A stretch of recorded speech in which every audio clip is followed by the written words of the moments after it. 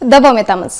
Mamlakatimizda sog'liqni saqlash tizimini tubdan takomillashtirish, aholiga ko'rsatilayotgan tibbiy xizmatlar sifatini oshirish hamda ularning moliyaviy himoyasini ta'minlashga qaratilgan keng islohotlar amalga oshirilmoqda.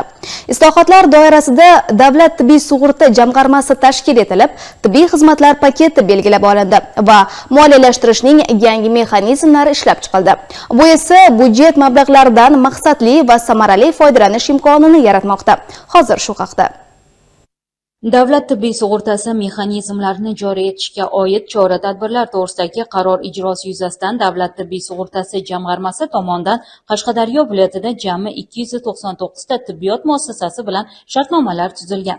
Viloyat aholisi 3,644,787 nafarni tashkil etadi. Bugungi kunda DMET axborot tizimi orqali ularning 89,8%, ya'ni 3,271,763 nafar aholi qamrab olingan. Birlamchi tibbiy sanitariya muassasalarida oilaviy shifokor, amaliyotchi hamshira, patronaj hamshiralar va doyalardan iborat tibbiy brigadalar tashkil qilingan. O'ziga biriktirilgan aholisini to'liq profilaktik ko'riklar va skrining dasturlari bilan qamrab olingan va shu skrining dasturlarida xavf guruhi mavjud bo'lgan bemorlar aniqlanib, ularni tizimli nazoratga olib, sog'lomlashtirish ishlari yo'lga qo'yilgan.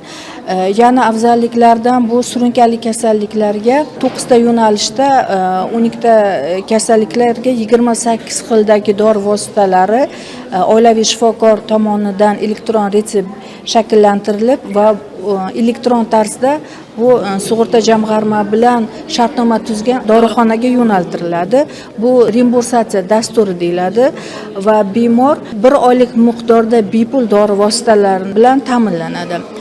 Amalga oshirilgan ishlarni raqamlar misolida tahlil etadigan bo'lsak, birlamchi tibbiy sanitariya yordami muassasalari tomonidan Davlat tibbiy sug'urtasi jamg'armasi bilan tuzilgan shartnomalarga muvofiq 2026-yilning 1-choragi davomida aholiga tibbiy profilaktik xizmatlar ko'rsatish rejasi 45% ga bajarildi. Profilaktik ko'riklar 42% ga, skrining tekshiruvlari 48% ga bajarildi.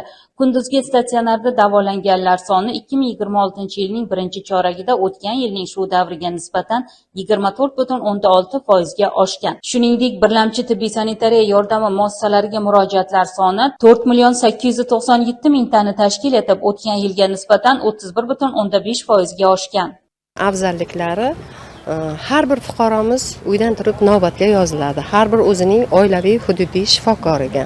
Har bir bemorga mana shu vaqt tejalgan holatda sifatli yondashuv asosida olib boriladi.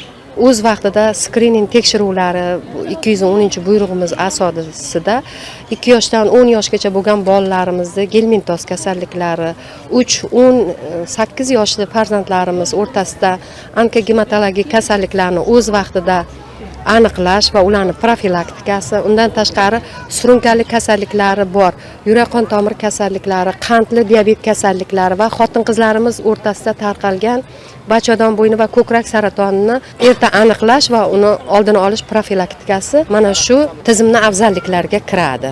Davlat tibbiy sug'urta tizimida tibbiy xizmatlardan samarali foydalanishning asosiy mexanizmlaridan biri bu yo'llanma berish tartibidir. Ushbu tizim orqali bemorlar bosqichma-bosqich aniq yo'nalish asosida davolanishga yuboriladi. Ko'kdala tuman poliklinikamizdan shu yo'llanma bilan keldik. Ko'p tarmoqli viloyat bolalar shifoxonasiga, urologiya bo'limiga kelib joylashdik. Bu yerda tosh aniqlandi. Keyin u toshni lazer orqali olamiz dedilar. Operatsiyalar yaxshi bo'ldi. Xarajatlar hammasi davlat tibbiy sug'urtasi tomonidan qoplangan ekan, hech qanday xarajat qilmadik. Yengillik bo'ldi, bizga ancha ortiqcha xarajat qilmadik. Ma'lumotlarga ko'ra, viloyatda 2026-yilning 3 oyi davomida davolangan bemorlar 116,168 nafar bo'lib, ulardan yo'llanma bilan davolanganlar 76% ni tashkil etgan.